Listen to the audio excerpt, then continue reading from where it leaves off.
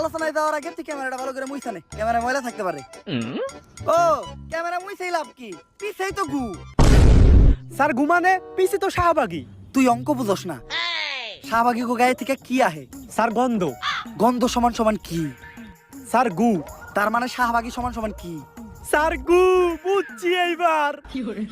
দর্শক, আমরা প্রথমেই কথা বলবো বেডা আক্তার বেডি উরফে ডান্ডা সারা সান্ডা শাহবাগীদের একজন সর্দারের সাথে।